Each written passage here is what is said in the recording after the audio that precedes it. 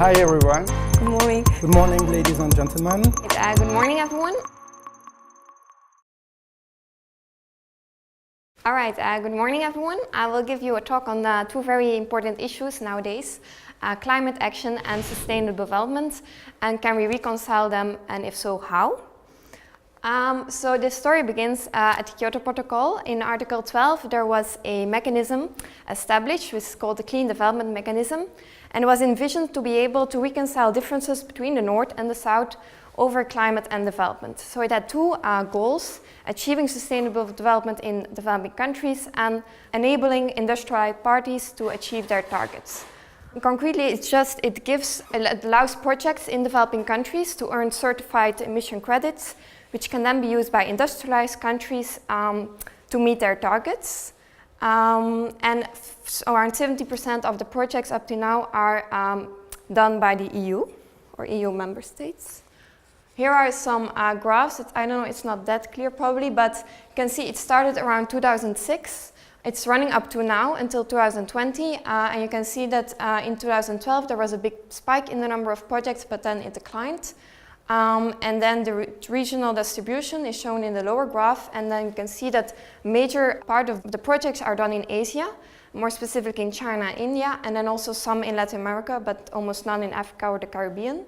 And up to now there are around 8,000 projects.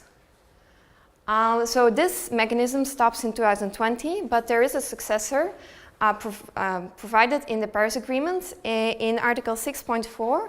There it says that they also want to create a similar mechanism, which then again has as one of the aims to promote sustainable development and to promote mitigation of greenhouse gas emissions while fostering sustainable development. Why is this important that we have this? Because it has been shown by research that market mechanisms can give significant financial savings in reaching the targets. And also climate change and sustainable development are interlinked, so we need policies that address them both. The next point, so the good timing of this policy brief, because this article will be adopted in 2018. So in the next 2 years, there's a lot of work to be done on the specific rules and procedures of this new system. So the scale of the task is very big, but there is a lot of support for market mechanisms, and we can learn a lot from the previous mechanism. Because over the years there have been a lot of critiques or shortcomings identified. You can see some here. I will just focus for now on the first, which is that most of the projects have been unable to deliver on sustainable development. I will give you an example of this. This is a picture of a project, a waste incineration plant in India, which uses waste to generate power, and it has been identified as a clean development project. However, this actually produces greenhouse gases and pollutes. There are polluting chemicals released. It also has an impact on the livelihoods of local population. And there's been a lot of protest about this project, but it's still ongoing. So that is why my recommendation is targeted toward the European Commissioner of Climate Action to act on this. This first quote comes from a communication of the European Commission, which says that the European Union and its member states will integrate environment and climate change throughout their development cooperation strategies.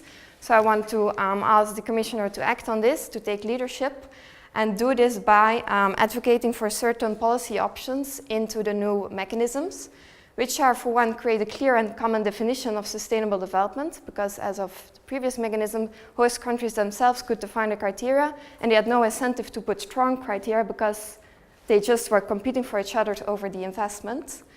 Ensure enforcement of the criteria over time, because now they're not evaluated.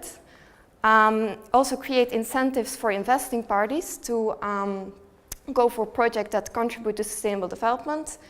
And lastly, there can be installed a grievance mechanism for the local population to be able to raise their voice when a project has harmful effects. These are my references. Thank you for listening, and I would, yeah.